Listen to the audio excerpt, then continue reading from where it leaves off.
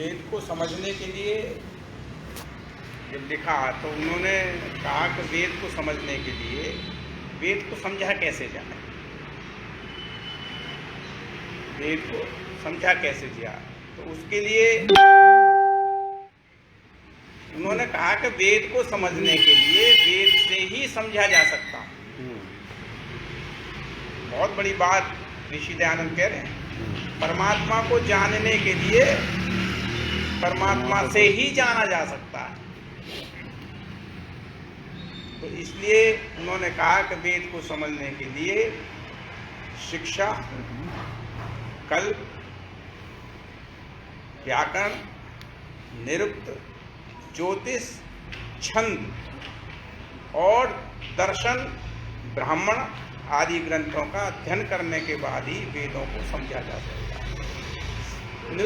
निरुक्त का जो ऋषि है यास्काचार्य, वो कहते हैं कि कोई भी मनुष्य जो है विद्वान होकर के अगर अपनी बुद्धि से किसी भी चीज की व्याख्या करता है, वेद की व्याख्या करता है, तो वो व्याख्या माननीय नहीं है। क्यों कि उसने अपनी ऊहापोह को वेद के आधार पर या वेद के अनुकूल जो ग्रंथ थे उनके तर्क पे उसको नहीं तोला है।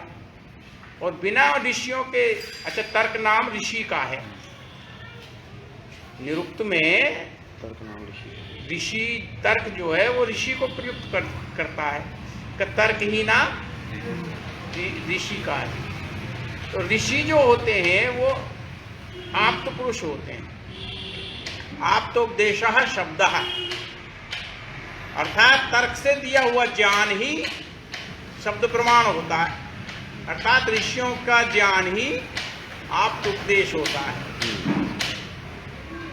क्योंकि वो तर्क से जो चीज निषेध है उसको छोड़ा गया है और जो चीज ग्रहण करने के लिए योग्य है उसको ग्रहण किया गया है। तो मनुस्मृति के 12वें अध्याय में भी 106 पृष्ठ पर 106वां श्लोक जो है द्वादश समुल्लास में, वहां महर्षि मनु लिख रहे हैं, आर्ष धर्म उपदेशम च वेद शास्त्र ए विरोधिना ये तर्केण अनुसंधते से धर्म वेद न इतरता। धर्म उपदेश, आर्ष धर्म उपदेशम च,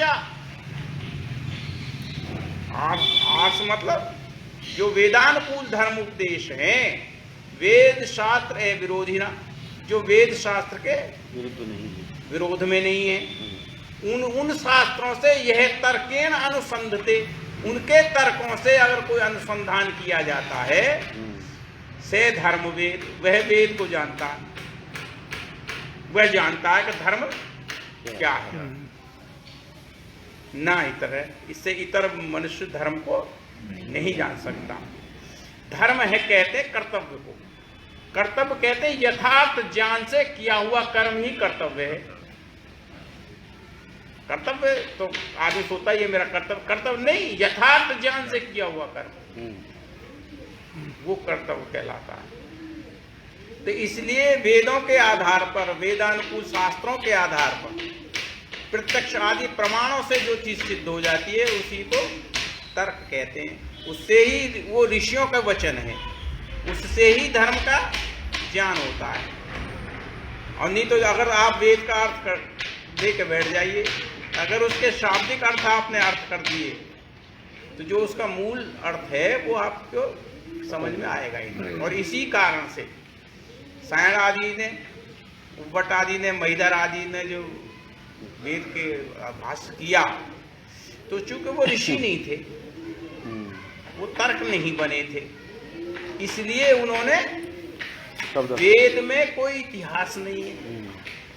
वेद में जो शब्द आते हैं वो कोई किसी इतिहास के शब्द नहीं है, वो गुणवाची शब्द हैं, गुणों को प्रकट कर रहे हैं। और इन्होंने जो उसको लिख दिया कि वेद में ये जो नाम आया है ये किसी लौकिक व्यक्ति का नाम, तो इसलिए वेद को समझने के लिए उसके तर्क से ही समझा जा सकता है। फिर मनु कह रहा प्रत्यक्षम चे अनुमानम चे शास्त्रम चे विविध आगमम, प्रत्यक्षम च प्रमाण च, प्रत्यक्षम च अनुमानम च, प्रत्यक्ष और अनुमान से अर्थात प्रत्यक्षादि प्रमाणों से और विविध शास्त्रों के अध्ययन से,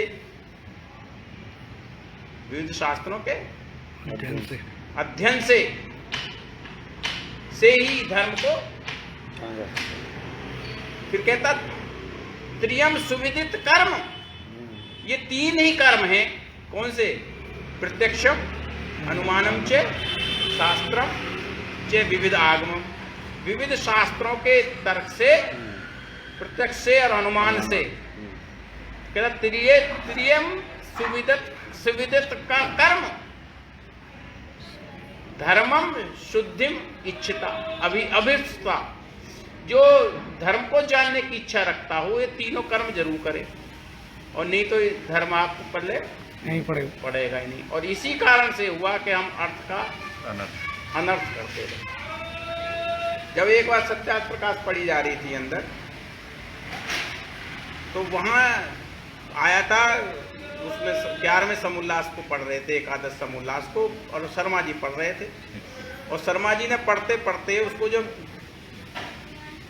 त्रियाशम जमदग्ने शब्द प्रयोग हुआ कि त्रियाशम जमदग्ने को पौराणिकों ने ये लिखा है कि वो भस्म लगाने का मंत्र है, और ऋषि दयानंद ने कहा कि ये भस्म लगाने का मंत्र नहीं है, तुमने पढ़ाई नहीं है। ये यजुर्वेद के 3रे अध्याय का 62वां मंत्र है। तो वो कहते हैं त्रियाशम जमदग्ने, अग्नि वापस आत हुई थी, तो जमदग्ने है क्या? तब ब्राह्मण ग्रंथ शतपथ उसको स्पष्ट कर रहा है। तो जमदग्ने चक्षुर्वई जमदग्नि, जो ये आंख है ये जमदग्नि है। अच्छा, जमदग्नि शब्द कैसे बना, इसको पढ़ो। फिर इसे निघंटु कहता है जमत धन अग्नि। जमदग्नि शब्द बन रहा है ना, जमत ते आधा है इसमें, जमत धन अग्नि, जमदग्नि हो गया, शब्द बना ना। तो निघंटु इसको कह रहा है कि जमत माने हैं प्रज्वलित अग्नि। भी कैसी? प्रज्वलित अग्नि। उसको सीधा जाकर के शतपथ ब्राह्मण ने कह दिया चक्षुर्वई जमदग्नि। आंख जो है इसका नाम जमदग्नि है। और सायणाचार्य ने जब भाष्य किया तो इसको कह दिया ये ऋषि का नाम, एक ऋषि थे। मेरी बात समझ में आई? तो इसलिए वेदों के अर्थ को अर्थ हो गए। और वहां होती त्रिआयुषम जमदग्नि, त्रिआयुषम। तो त्रिआयुषम का मतलब त्रिआयुषम, आयुष कहते हैं 100 वर्ष तक की उम्र को, 300 वर्ष की उम्र हो गई। तो शर्मा जी ने फौरन तुरंत कह दिया 3 गुना कि जैसे 3 गुना तनख्वाह बढ़ जाती है या 3 गुना पेंशन बढ़ गई है जमदग्नि हो। उस दिन से मुझे इतनी पीड़ा हुई कि इस व्यक्ति ने इतनी साधारण तरीके से, जब या तो सत्यार्थ प्रकाश को पढ़ो मत, पढ़ना है तो ऋषि दयानंद के शब्दों को ही पढ़ो। अपनी अगर व्याख्या करते हो तो या तो वेद जो धर्म शास्त्र हैं उनसे उसको साथ जोड़ दो कि धर्मशास्त्र में भी ऐसा कहा है, पुष्ट करो उसको, नहीं तो या वेद का जो अर्थ है या महर्षि दयानंद का जो अर्थ है उसी को आप पढ़िए। तो उस दिन से मेरे लिए मस्तिष्क में थी कि यार ये बात कभी कभी जो मुझे तो पीड़ा होती है। तो इस तरह के जो हम आते हैं तो सत्संग करने के लिए हैं, और उस सत्संग में भी अर्थ का कुअर्थ हो जा करके दिशा बदल जाते हैं। तो ये जो 62वां मंत्र है, ये मंत्र कहता क्या है? तब मैंने आपसे कहा था कि जो देवताओं की 3 या 3 आयु होती है उसको भी आज स्पष्ट कर दूंगा। देवहितम है, देवहित, देव का हित क्या है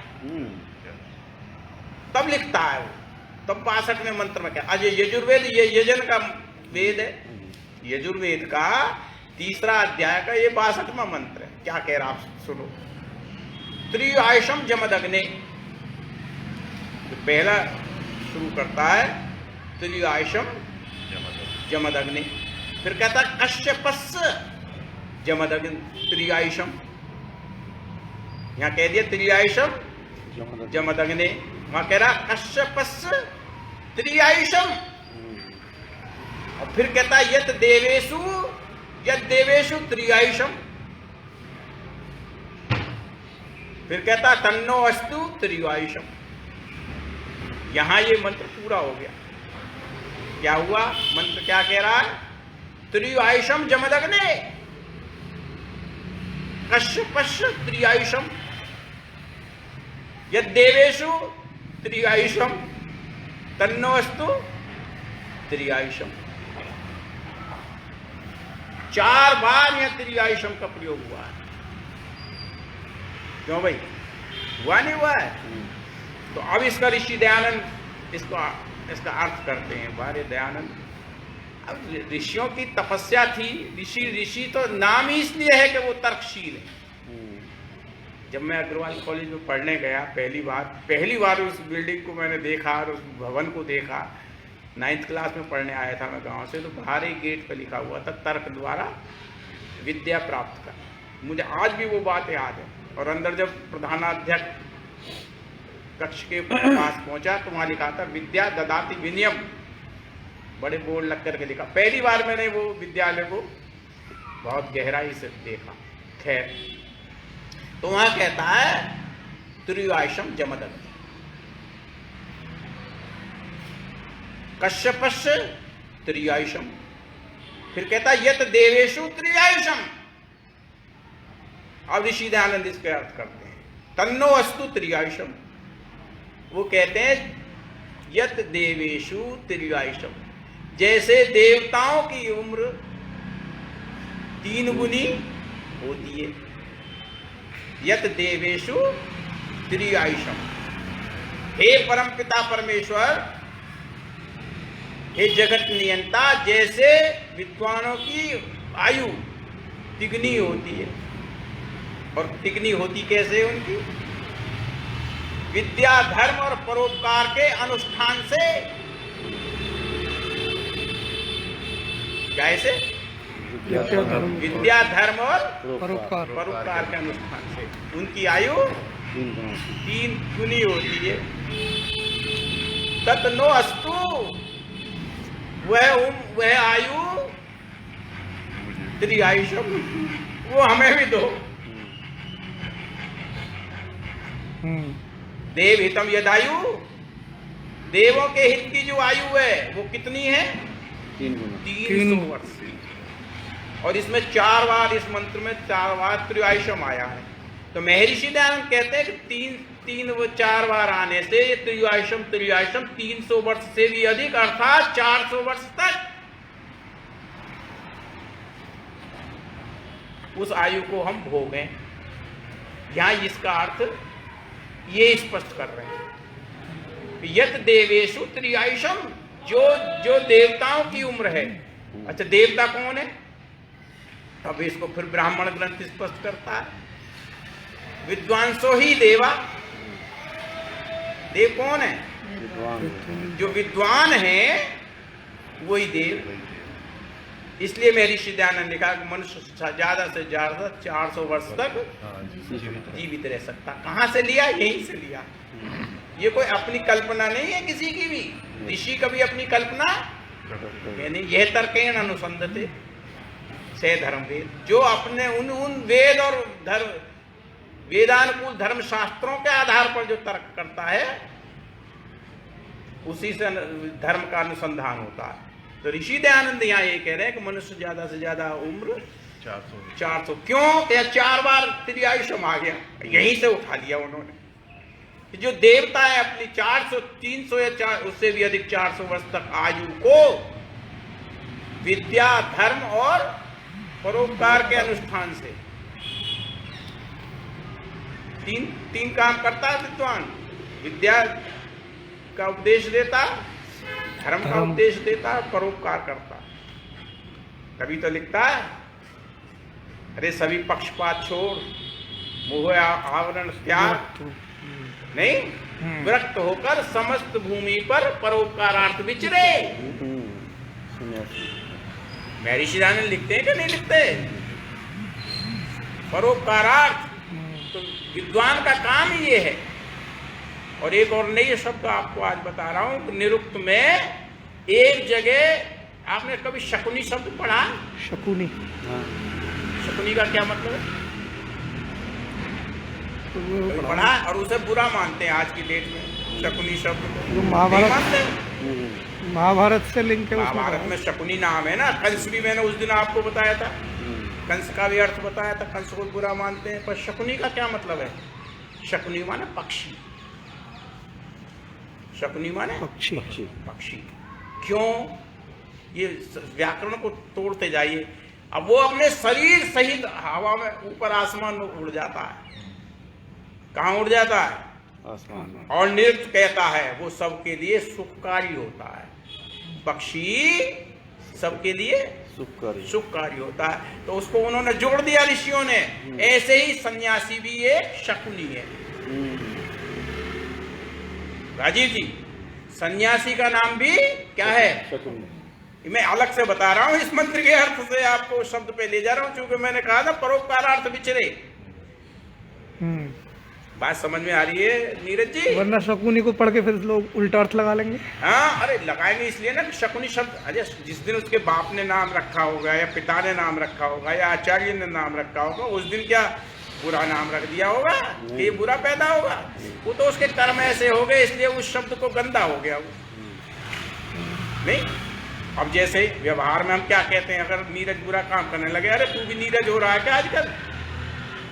तो नीरज शब्द बुरा नहीं है, क्योंकि नीरज जिसका नाम था उसने बुरे कर्म करे तो लोग नीरज शब्द से घृणा हो जाएगी। बात समझ रहे नहीं? आपको ताज्जुब होगा। मंडूक शब्द एक प्रयोग होता है, मंडूक संस्कृत में। मंडूक माने काय के? मंडूक के नहीं पता? मंडूक कहते हैं मेंढक। मेंढक। और संस्कृत में मंडूक कहते हैं विद्यार्थी को। अच्छा। तो अब लोग तुम कहोगे कि यार विद्यार्थी को मंडूक कह दिया, क्यों भाई? गहराई तक जाए उसमें ना, अरे ये ऋषियों की भाषा देखिए। नृत्य में निघंटू आज आपको वो सुना रहा हूं जो आप पल्ले नहीं पड़ेगा कभी आपको। मेंढक क्या करता है? पूरी साल तक मिट्टी में गड़ा रहता है, और जब जल बरसता है, जब जल बरसता है तो क्या करता है? उससे तृप्त हो जाता है, और वो क्या करता है फिर? टर टर टर। क्या कर रहा है? टर टर। वो सामगान कर रहा है। नीरज जी, वो प्रभु के गुण गा रहा है। खुश हो गए।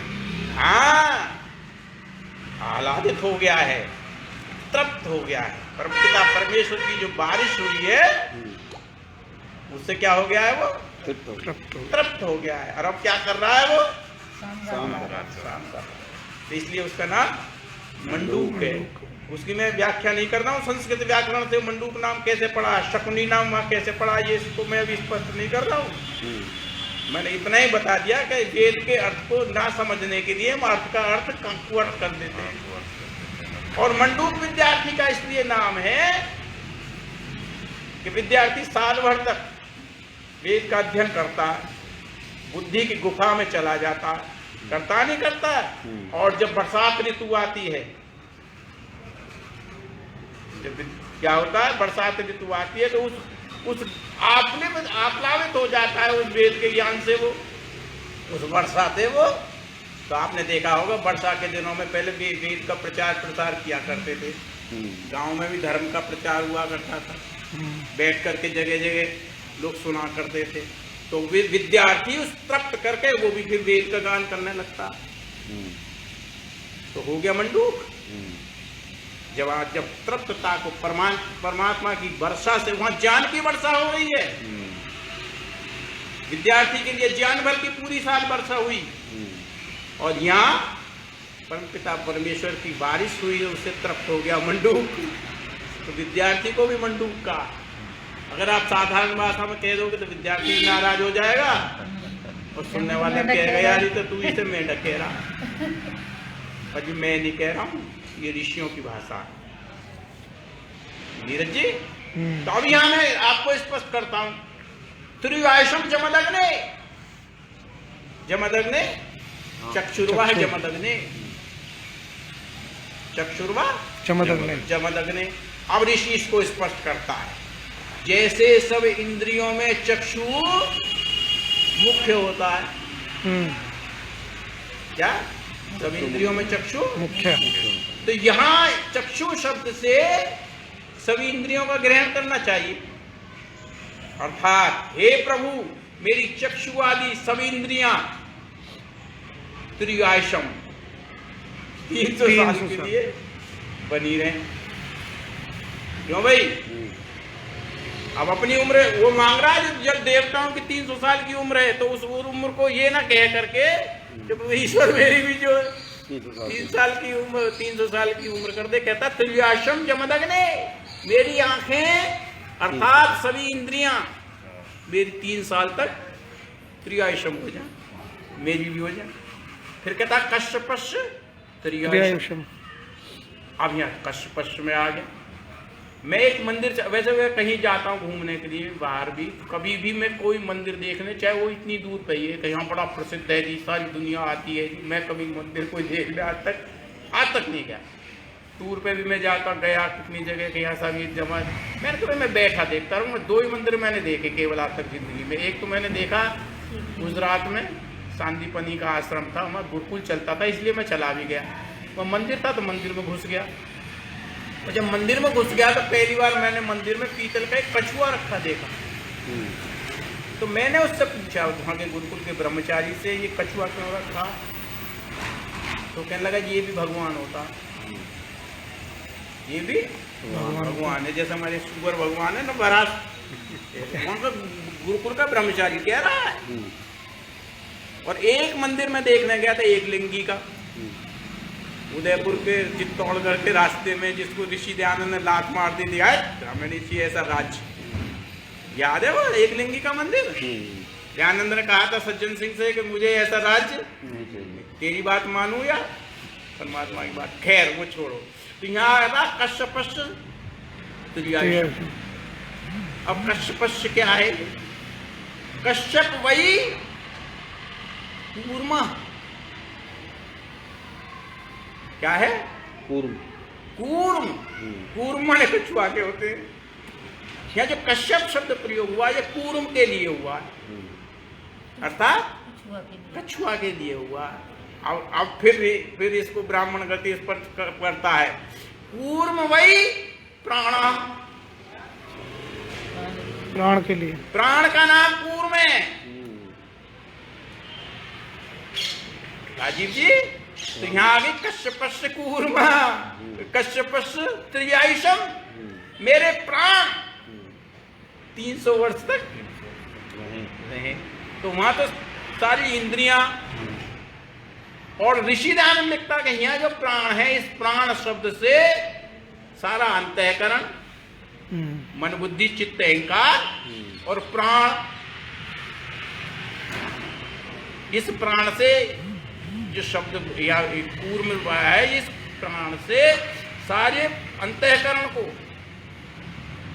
प्राण सहित सारे अंतःकरण को, और वहां चक्षु से सभी इंद्रियों को, जैसे चक्षु के साथ सारी इंद्रिय जोड़, सारे इंद्रियां जोड़ दी, वैसे प्राण के साथ शरीर भी, मन भी, और प्राण भी, अर्थात मेरा अंतःकरण भी 300 वर्ष तक जिंदा रहे, और मेरा बाह्यकरण भी। कुल मिला के सब कुछ मांग लिया।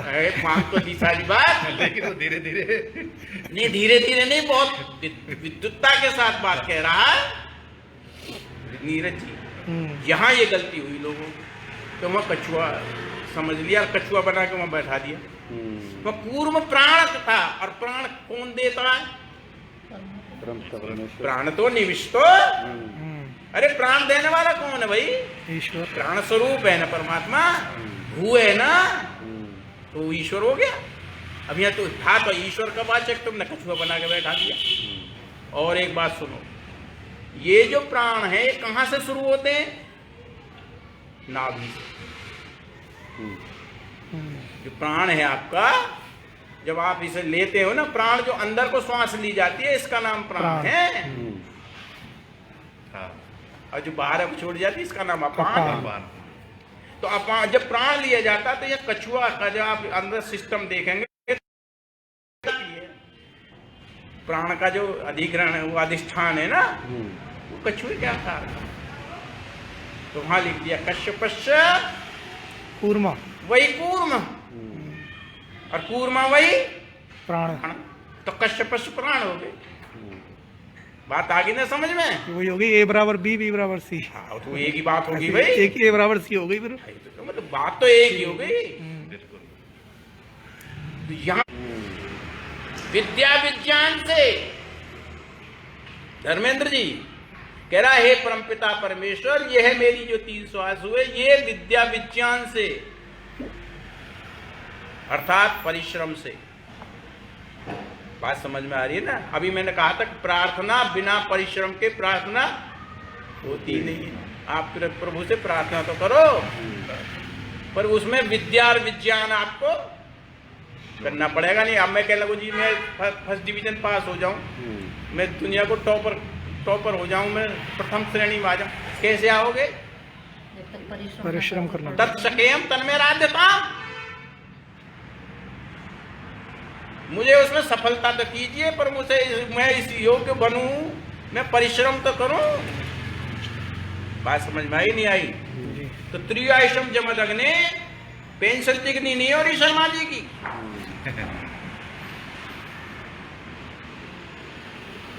ऐसी ऐसी बातें करके आदमी अपना स्तर खत्म कर देता है। हमको वेदों का जब अर्थ पढ़ रहे हों तो ऋषियों का आधार लेकर के उन्हीं के तर्क पे हम बात समझ ही नहीं चाहिए, नहीं समझ में नहीं आएगी। कहीं शकुनी शब्द प्रयोग हो गया शास्त्र में तो आप उसको तो गया जी तो ये तो शकुनी है, तो मामा शकुनी हो रहा, और शकुनी हो रहा ऋषि ब्राह्मण हो रहा। क्यों? कि वो सारी दुनिया में उड़ता है और सबके लिए सुखकारी परोपकारी, जैसे परोपकारी सुखकारी सन्यासी होता है, ब्राह्मण होता है, वैसे ही वो पक्षी भी होता है सुखकारी, और अपने शरीर से उड़ जाता नहीं। तो वेदों के अर्थ को समझने के लिए आपको ये बात समझनी पड़ेगी और वहीं से आधार लेकर के अपने जीवन को चलाना पड़ेगा, और नहीं तो बात समझ में आएगी नहीं।